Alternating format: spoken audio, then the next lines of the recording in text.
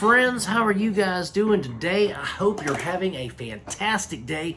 Thanks for stopping in, talking with me about some movies for just a little while. Today, guys, we are talking about a movie from 1981, directed by my man, Tobe Hooper, The Funhouse. Guys, this was probably one of his next films after Texas Chainsaw Massacre. You know, he put his big boy pants on and got some notoriety for TCM, and he goes to make The Funhouse, you know. And this is, while not as intense or as crazy as Texas Chainsaw Massacre, this is still an excellent horror film, right? So we get in, it's a carnival.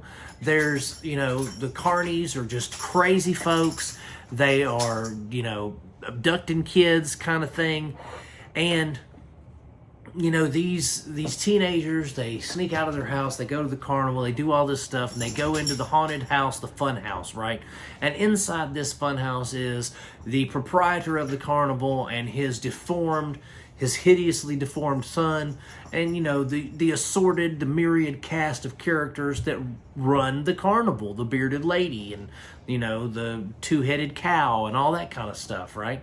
So we're watching this, and it's good because Tobe Hooper, as always, is able to craft that suspense, right? He's able to craft that atmosphere that really draws you in and engages you until it just, again, punches you right in the mouth with a little bit of suspense and intensity.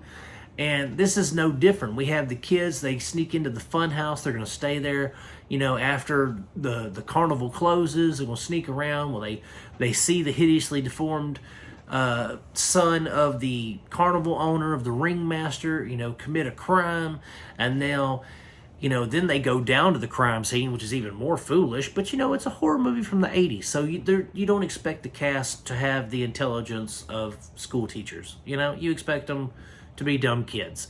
And so they go down, they see the scene.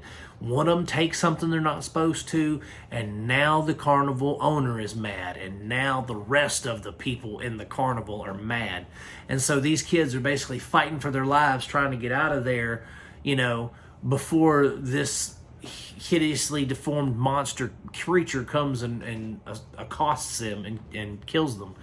And this has some decent acting. It's got good special effects. The main monster, man, his makeup effects are incredible. You know, it's the 1980s, so there is no CGI. This is all liquid latex, Caro syrup, you know, all that good stuff to make the special effects makeup. And it's a thing of beauty. It really is, you know. When I was growing up as a little kid, watching these horror movies and stuff, that was actually one of the professions I set out for myself to do, was be a makeup artist, was to go and, you know, make the prosthetics, make the masks and the features and the claws and the fangs, and like, I loved all that. I've always been fascinated by that. But life happens, and so I did not get to go down that career path. But it doesn't diminish anything when I see beautiful practical effects and I see the makeup work, because let's face it, those are labors of love, okay?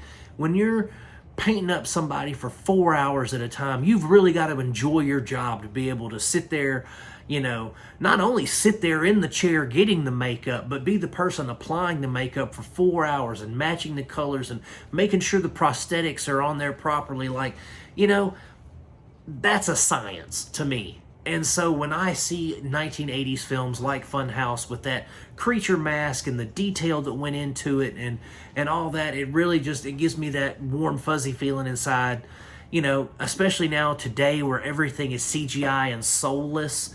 There's no soul there's no artistry to the special effects anymore. It's all just, you know, digital diarrhea from a computer that just spews out these effects for things. And I just don't dig it. I would much rather, sure, it's more cost effective, but I would much rather somebody take a paintbrush and some paint and some clay and make something, for Christ's sake. Just create, you know?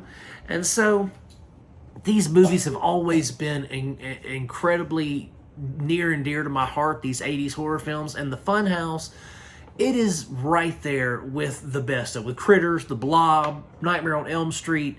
I mean, it's up there because it has great special effects. It has a good story.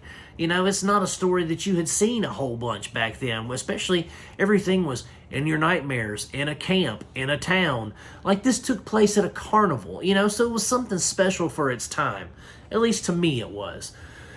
But yeah, I really I enjoy the Funhouse every chance. You know, it was available to stream, so I was like, I'm checking it out. I haven't seen it in a couple of years, so I that's why I watched it, and I always enjoy it because it's such a fun horror film to watch on Halloween, guys. And I highly recommend you check it out. I'm going to give it 3.5 out of 5 stars. You can find it on Peacock, AMC Plus, or Shudder.